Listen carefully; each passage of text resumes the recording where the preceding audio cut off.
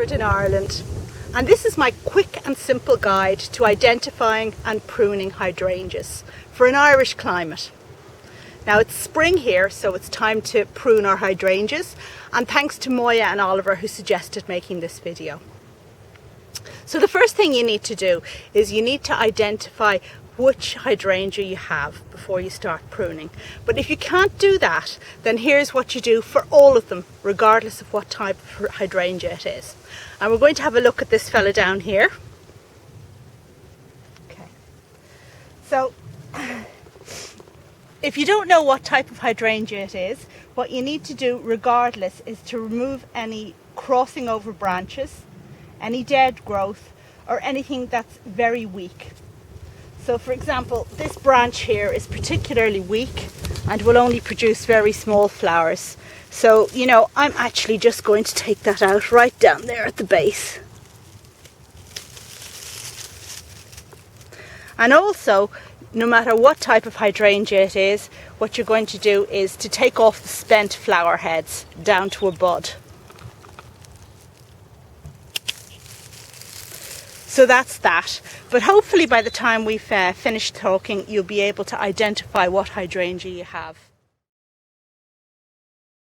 And mophead hydrangeas are the most common one we have here in Ireland. And mophead or lacecap are the same thing. And here I'm going to show you a photograph of them so that you know what I'm talking about. So that's a Hydrangea Macrophylla, and the ones in the picture are from my garden, and I have acid soil, so the flowers are blue, but yours could be pink. It's still the same thing, provided that they look like that. So once you've established that your hydrangea is a Macrophylla, a mop top, then this is how you prune it, and you should prune in spring. This is late March, so that's a good time to do it. So here's one here. Now I'll just mention to you that generally speaking, if your hydrangea is white, if the flowers are white, then you should consider that it is not a Macrophylla. It's not a mop top one.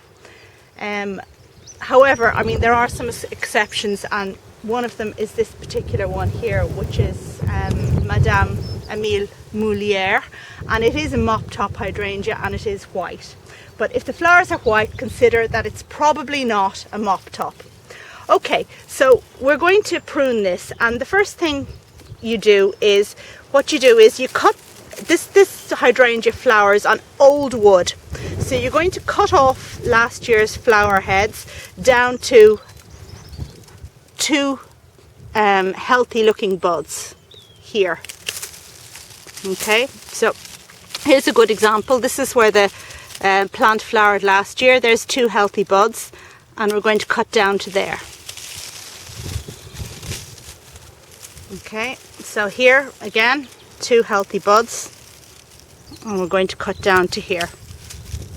And you just keep going around the plant like that.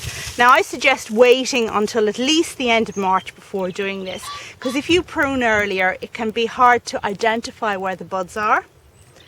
And a final tip is that if you've done the pruning and we get a bit of frost and they get frosted again and the buds kind of wither, then all you need to do is prune back down to the next set of buds along. So for example, imagine I pruned here, and then the frost came and withered those, then I'm just going to prune down to the next one.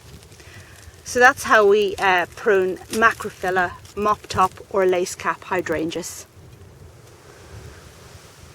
And that's Hydrangea Macrophylla pruned.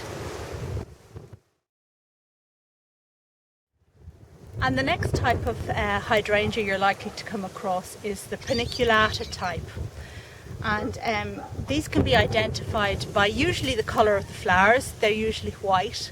And the Paniculata types have these kind of extended flower buds in a kind of a cone shape like you see here. And I'm going to show you a photograph in a moment. Also to consider that Arborescens, Hydrangea Arborescens, is also pruned in this way, and normally Annabelle is the type of Arborescens that we have available here to us in Ireland anyway. So this is what a Paniculata hydrangea looks like. So with the Paniculata types, these flower on new wood.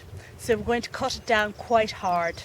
And we're going to cut this plant down to about 10 inches off the ground. Now what you need to do is you need to cut it to a bud. Now the buds are quite dormant at this stage, so let's see. Take a good example. Okay. I'm going to cut this branch here to, let's see, here.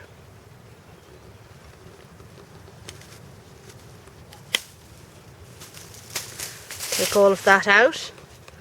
And now I could actually have gone down to there, but I'll come up, I'll go here then for this branch.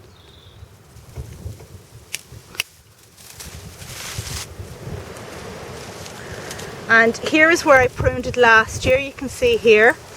So what I might do to give this a bit of height is to prune to this dormant, see the node there, the dormant bud here. And the same thing all around here. So there's the node here. Now what I'm actually going to do in this case is we've got two branches here, and if you look down lower, they're crossing over quite badly. Which isn't ideal. So I'm going to take out this one here. This is kind of general stuff that you do on any hydrangea, not just a paniculata. So I'm making the decision to leave this one and to take out this one.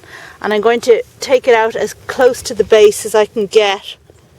If I can get the secateurs in there.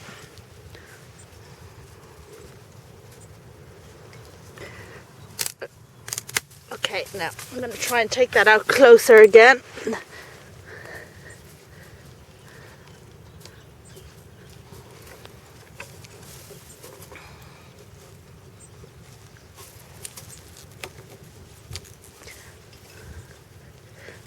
There. I've damaged that branch slightly. Oh, I'm sure it'll be better soon. Okay, and then just take out some more branches here. And here. And this is the Paniculata hydrangea pruned.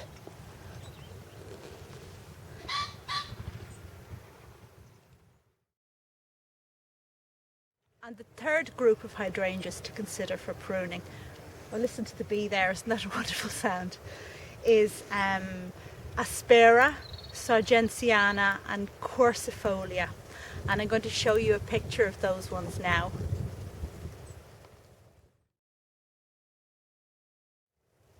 So that's what they look like, and with this group we do minimal pruning.